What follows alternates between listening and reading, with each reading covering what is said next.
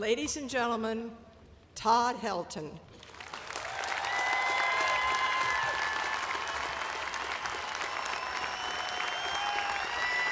Thank you.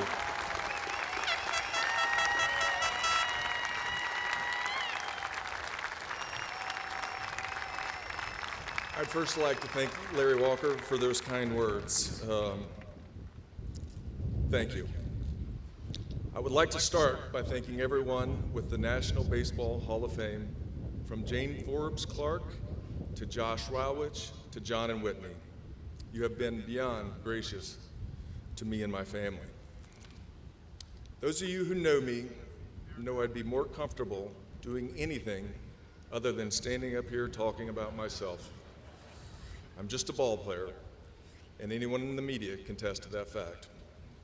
So, with that in mind, thank you to the media for making the most of what little I gave you. Thank you to the baseball writers who voted me in. To say I'm humbled by this honor does not begin to cover how I feel standing here today. I would first like to congratulate my fellow 2024 Hall of Fame inductees, Adrian and Joe. It's great to be sharing this podium with you. I admire the way you both played the game hard and every day. Jim Leland. Where's Jim Leland? In 1999, you said to me, "Kid, if you keep playing like this, you're going to make it to the Hall of Fame." Being inducted alongside you is such an honor. Congratulations, Skip. And also to Larry Walker for taking care of me early in my career and for paving the way for me to be here.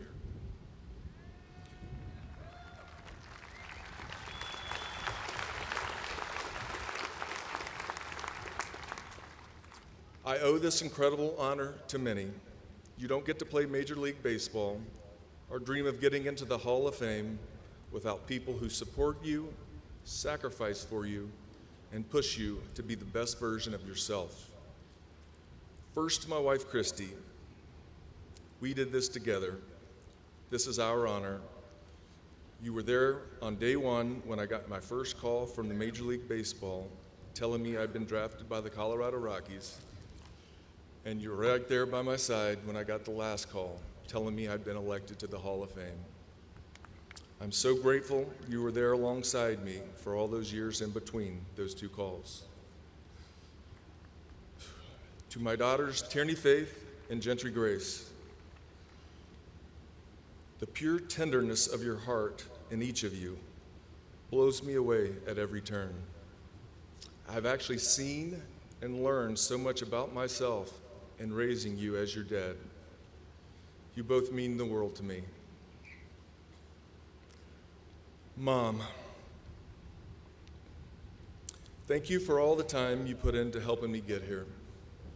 Now, as a parent, I have an appreciation for how much work it was for you. I now see how much you sacrificed for me to live out my dream. You watched more baseball than most big league scouts, and you did it with my baby sister in tow. Thank you so much.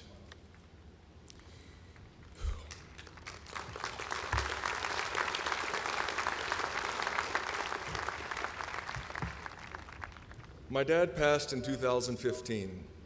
This would have meant as much, if not more, to him than it does me. When I was young, my dad taught me how to swing a bat and how to pitch a ball. But most importantly, beyond the relentless coaching, my dad made me believe I could stand up here today. My dad had a brief history in the minor leagues with the Minnesota Twins. And after that, he poured his passion for baseball into me. I will never forget being in the backyard pretending I was Jim Cott, the first baseball player I ever knew of. Now, my family, we purchased a VCR for the sole purpose of me watching this 15-minute video of Rod Carew on the baseball bunch. He was talking about hitting the ball the other way. It was literally the only video we owned, and I must have watched it a million times. Before I go any further, I'd like to recognize those who have sacrificed and fought for our freedoms. They are my heroes.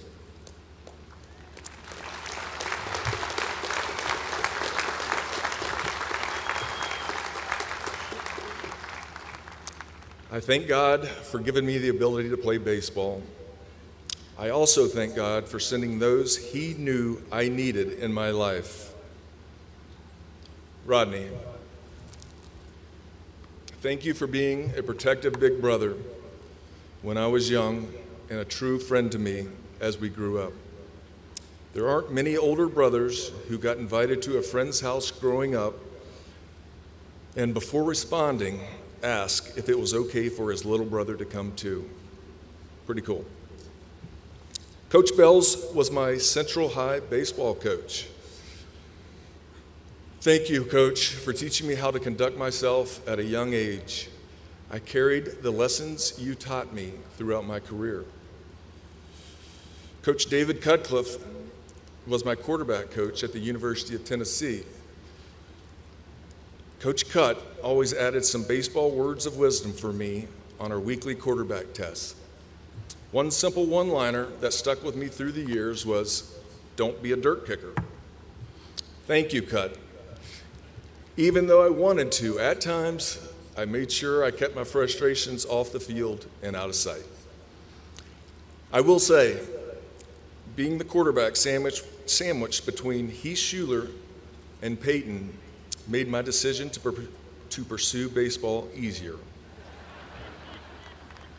And I knew I wasn't big-time quarterback material when I was called into the game in the Rose Bowl against UCLA.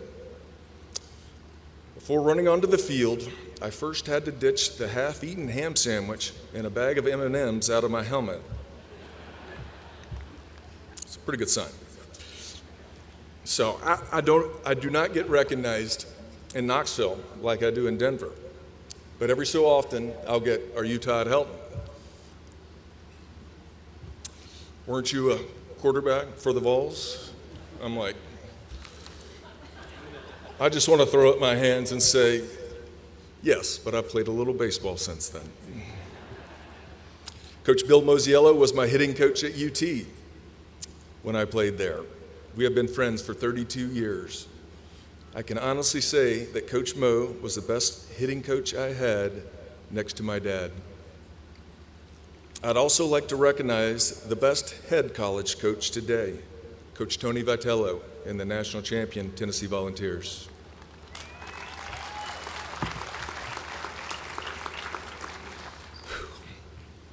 The Rockies organization gave me so many friends, on the field, in the clubhouse, in the front office, and even at the top. Jerry McMorris was a mentor to me off the field. He poured into my family's life beyond baseball. And Dick Monfort. I guess you and I have broken an unwritten rule. Owners and players aren't supposed to be friends off the field. Dick, thank you for your friendship. You have been beyond gracious to me and my girls. Clint Hurdle. Those of you who know Clint know he's never been at a loss for words. Over nearly 30 years since we met, I have learned to pay attention to your hard-fought wisdom on and off the field. One day in Milwaukee, you told me to make it personal between me and the pitcher. It changed my perspective. It became my battle at the plate. But more importantly, thank you for helping me become a better husband and father.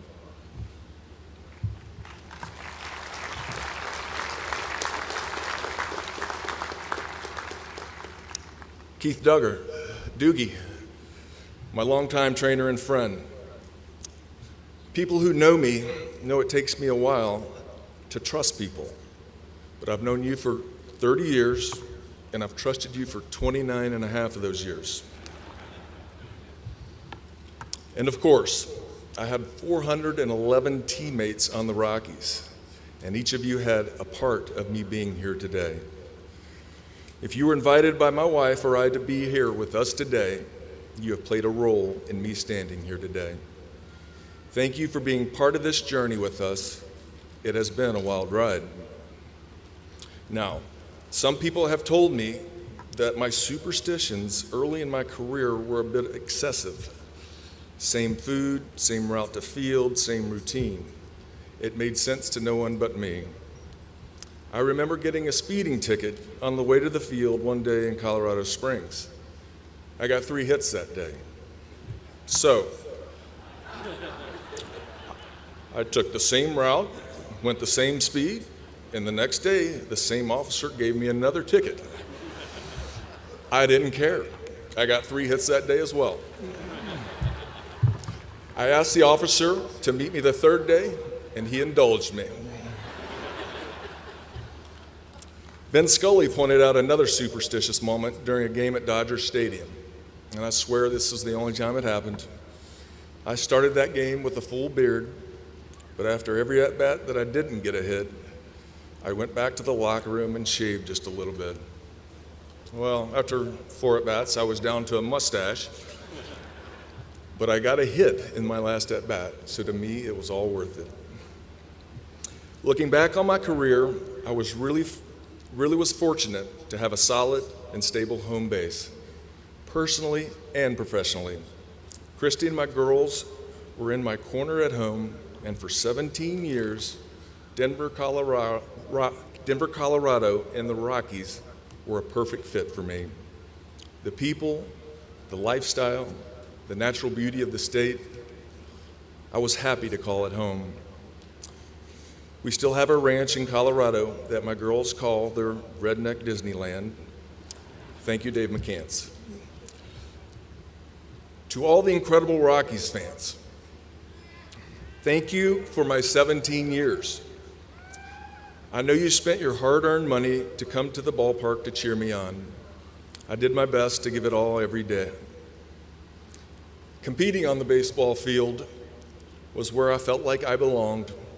It was my church, a place where I felt most comfortable. I liked putting in the long hours and doing the extra work. The early Saturday mornings with Milo throwing to me in the cage, that's the kind of stuff I miss about baseball. Working hard to compete and the relentless drive to win. But when you live to compete and baseball has become your life and you have loved it, it is difficult to know when to retire. But this was a daggum pretty good sign.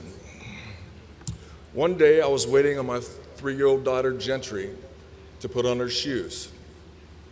She was making these grunting noises when she bent over to put on her shoes. Worried, but not wanting to embarrass Gentry, I asked my wife what was wrong. And she smiled and whispered, "She's trying to be like you putting on your shoes." There's a saying in baseball, you're either humbled or you're about to be humbled. At 40 years old, in the shadows of Coors Field, I watched a 102-mile-per-hour fastball from Aroldis Chapman coming at my head. After bailing out, bat up, helmet flying, I got up, and the ump asked if it hit me. I said, "Nope, but I'm going to first anyway." He replied, "I don't blame you." And I ran down to first. The rewards that have come to me from baseball are beyond the wildest dreams of a young rookie coming out of the University of Tennessee. I know I'm a lucky man. All I can say is thank you to everyone whose support helped me get here, and thank you for this tremendous honor.